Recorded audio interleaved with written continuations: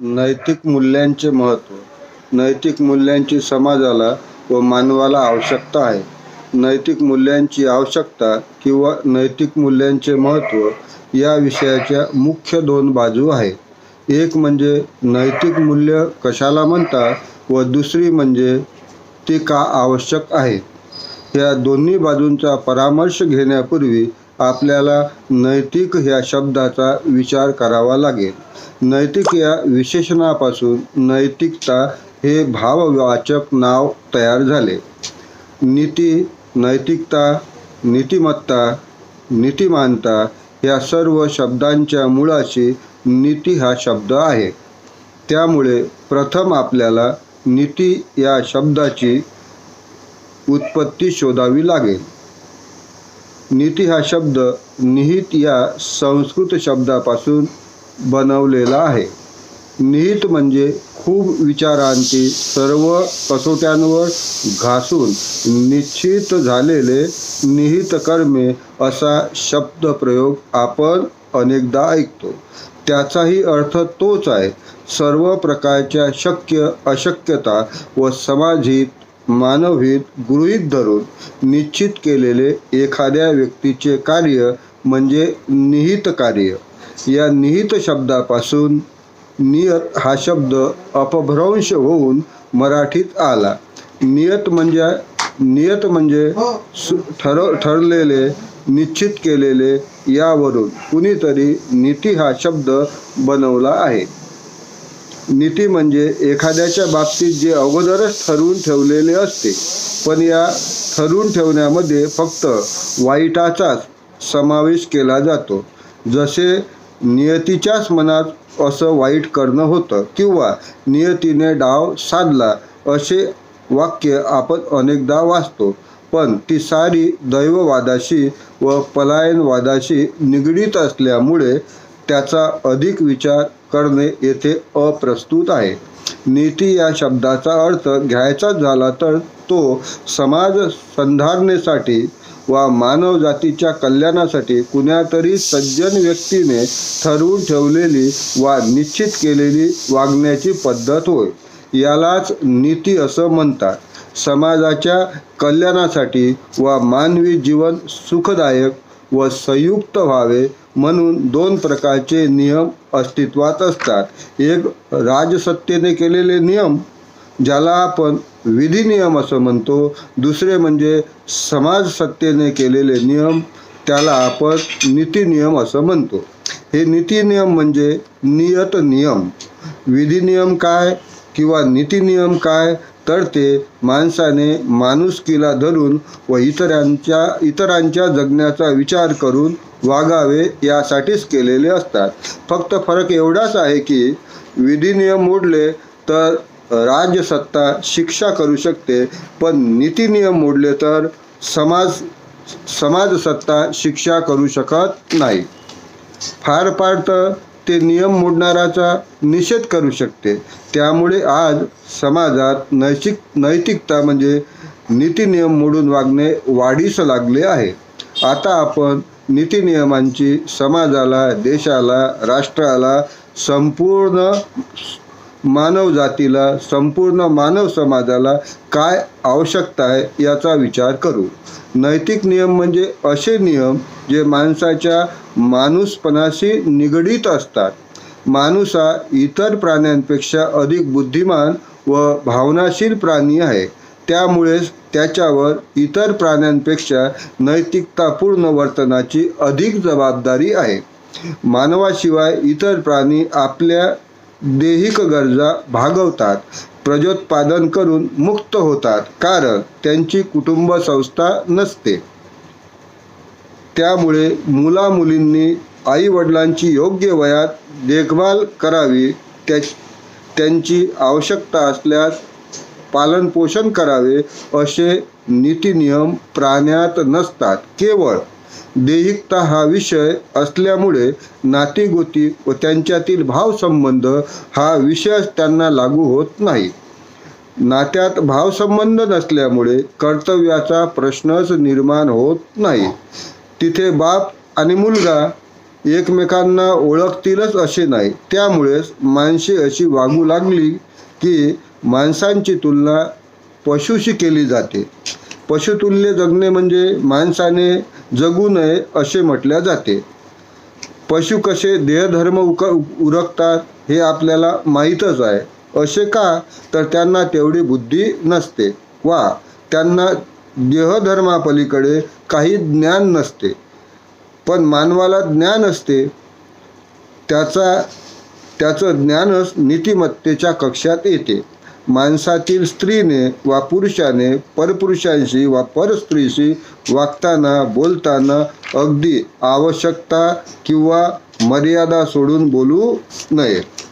नीतीने वागावे असे नीतिनियम माणसाला लागू आहेत. त्यामुळे अशा मर्यादा सोडून वागणाऱ्या स्त्रीला किंवा पुरुषाला अनीतिमान मानले जाते. तात्पर्य: मनुष्य जीवन हे पशु प्राण्यांपेक्षाही उच्च कोटीचे असल्यामुळे त्याला नीतिनियमांची बंधने आवश्यक असतात. विधिनियम माणसाला दुसऱ्याला दुःखी न करण्याचे बजावतात, तर नीतिनियम माणसाला इतरांना सुखी करण्याचे सांगतात. उदाहरणार्थ, एखाद्या व्यक्तीने दुसऱ्याच्या हक्काची मालकीची वस्तू बळजबरीने हिसकावून घेतली वा त्याच्या नकळत चोरून घेतली तर ज्याची वस्तू आहे ती वस्तू त्याच्यापासून दूर गेल्यामुळे त्याला दुःख होईल. त्यामुळे त्याचे दुःख देणाऱ्याला विधिनियम शिक्षा करू शकते. मात्र एखाद्याकडून नजर चुकीने त्याची प्रिय वस्तू हरवली, गहाळ झाली, पण काही वेळाने ती वस्तू एखाद्याला सापडली, त्याने ती त्याला जशीच्या तशी परत केली तर त्याला आनंद होईल. हा असा आनंद इतरांना मिळू न दिल्यास त्या व्यक्तीला शिक्षा होणार नाही, पण तो आनंद मिळवून देण्याने ती संबंधित व्यक्ती आनंदी होईल, समाधानी होईल. त्यामुळे समाजातील सर्वांनी सुखात समाधानाने जगावे यासाठी समाजाला, देशाला नीतिनियमांची आवश्यकता असते. नीतिनियमांचा संबंध हा जगा आणि जगू द्या या तत्वाशी असतो. माणूस हा समाजशील प्राणी आहे, म्हणजे तो एकटा जगू शकत नाही. त्यामुळेच त्याला स्वतः जगण्याचा जेवढा हक्क असतो तेवढाच इतरांना जगू देणे, इतरांना सहकार्य करणे हे त्याचे निहित कर्तव्य असते. स्वतः चांगले कपडे घालणे, नटणे, थटणे, सजणे, धजणे हे माणसाच्या स्वतःच्या जगण्याचा भाग झाला. पण त्याच्या या जगण्याच्या भागात काही भाग इतरांना हानिकारक असेल तर तो काढून टाकणे हे त्याचे नैतिक कर्तव्य झाले. चांगले जेवण झाल्यावर पान खाणे, धूम्रपान करणे हा त्याचा आनंदाचा भाग असेल, पण तोंडातील पानाच्या थुंकीने इतरांची भिंत रंगविणे, धूम्रपानाच्या धुराने इतरांना त्रास होईल, त्यामुळे इतरांचे जगणे दूषित होत असेल तर त्याचे वागणे चुकीचे असते. त्याच्या चुकीचे मोजमाप म्हणजे त्याची नैतिकता. नीतिनियमांच्या कसोटीनेच या माणसाच्या चुका दाखवता येतील. विद्यार्थ्याला वर्गात प्रवेश देणे, वर्गात बसू देणे एखाद्या शिक्षकासाठी हा वैधानिक नियम असतो, पण त्याला काळजीपूर्वक, अभ्यासपूर्ण व कळकळीने शिकवणे, मार्गदर्शन करणे हे त्याचे नैतिक कर्तव्य असते. यात शिक्षक चुकत असेल तर तो त्या प्रकारे अभ्यास करून जिव्हाळ्याने शिकवत नसेल तर तो नीतिनियमांच्या दृष्टीने गुन्हेगार ठरतो. त्यामुळे इतरांना भरपूर वेतन मिळून, त्यामुळे शिक्षकांना भरपूर वेतन मिळून तो चांगले जगेल, पण विद्यार्थ्याला सुयोग्य शिक्षण व मार्गदर्शन न मिळाल्यामुळे त्याचे भविष्य अंधकार म्हणजे तो चांगला जगू शकणार नाही. याचाच अर्थ असा की नीतिनियमांचे पालन न केल्यामुळे जगा आणि जगू द्या हे समाज सुधारण्याचे तत्व पायदळी तुडविल्या जाते. म्हणून नीतिनियमांची समाजाला व देशाला आवश्यकता असते. माणसाला मिळणारी सर्व सुखे शारीरिक व मानसिक म्हणजेच भौतिक व आत्मिक अशा दोन प्रकारची असतात. यापैकी बहुतांश शारीरिक सुखाचा संबंध हा विधी नियमांशी असतो, पण सर्वच मानसिक सुखाचा संबंध हा बहुधा नीती नियमांशी असतो. एखाद्याजवळ खानावळ आहे, त्या खानावळवाल्याने तुम्हाला पैसे देऊन जेवण द्यावं हा झाला विधी नियम, पण त्याने जेवण सुग्रास चवदार द्यावं हा झाला नीती नियम. पैसे घेऊन त्याने जेवण न दिल्यास त्याची शारीरिक गरज भागणार नाही, म्हणजे तुम्हाला भौतिक सुख मिळणार नाही. परंतु जेवण स्वादिष्ट नसेल, रुचकर नसेल तर तुम्हाला मानसिक सुख मिळणार नाही. पोट भरेल पण जेवणाचा आनंद मिळणार नाही, म्हणजेच आत्मिक सुख मिळणार नाही.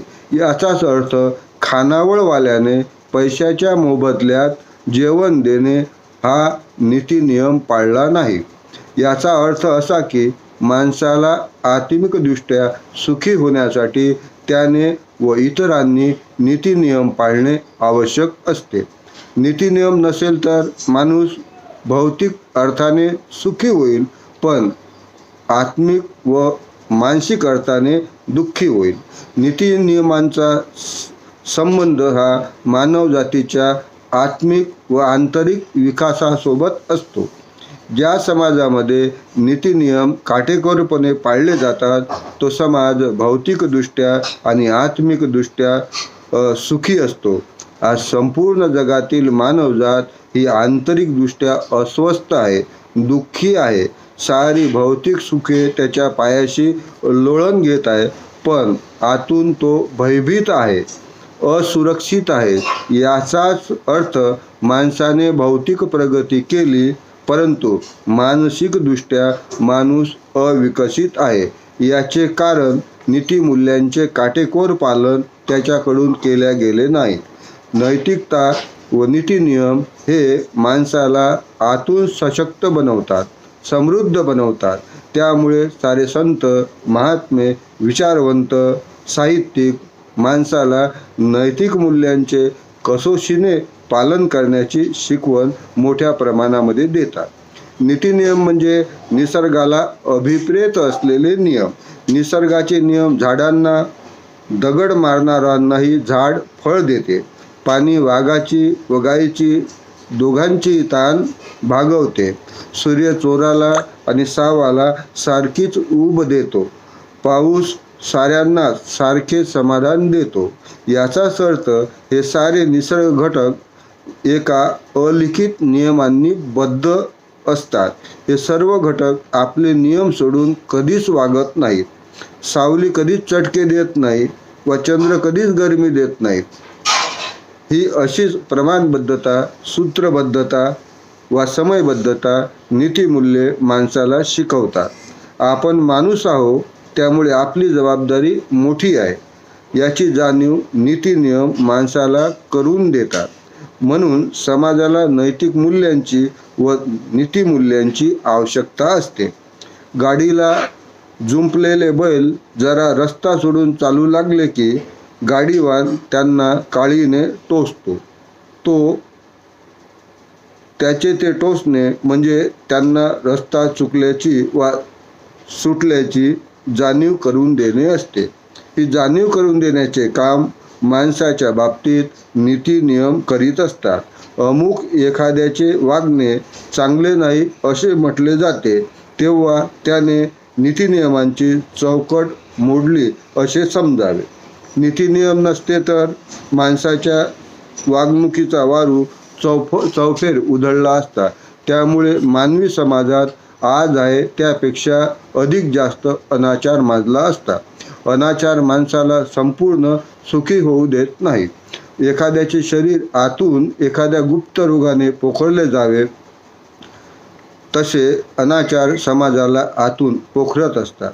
अनाचारयुक्त समाज हा माणसांना जगण्यासाठी सुयोग्य समाज नसतो.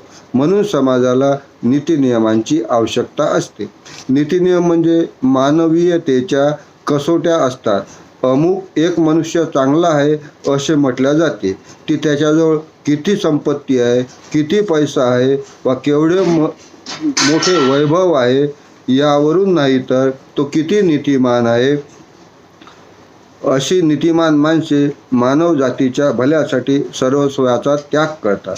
संत श्रेष्ठ तुकोबांनी दुष्काळात भरडल्या जाणाऱ्या आपल्याकडील गहाणखते इंद्रायणी नदीमध्ये बुडवून टाकली व साऱ्यांची कर्जे माफ केली. हे करण्याचे तुकाराम महाराजांवर कायदेशीर बंधन नव्हते. उलट त्यावेळच्या कायद्यानुसार सुद्धा तुकाराम महाराजांना आपली लोकांवरील कर्जे सक्तीने वसूल करता आली असती. पण परपीडा पाप आहे हे तुकोबारायांचं ब्रीद होतं. ही ब्रीद म्हणजेच त्यांची नीतिमूल्ये होती. माणसाला ही निसर्गनिर्मित नीतिमूल्ये शिकवण्यासाठी जगातले सर्व धर्म उदयाला आले. सारे धर्म माणसाला नीतिनियमांची आठवण करून देणारी आचरणाचे शास्त्र आहे. पण माणूस असा बहादर आहे की त्याने धर्मातील नीतिमूल्यांची शिकवण नजरेआड केली व फक्त कर्मकांडे लक्षात ठेवली. धर्म हे समाजाची सुयोग्य संधारणा करतात. त्याचे कारण धर्मात नीतिमूल्ये सांगितली असतात. म्हणजे समाजाची संधारणा करण्यासाठी नीतिनियमांची आवश्यकता असते. समाजाची संधारणा करण्यासाठी नीतिनियमांची आवश्यकता असते.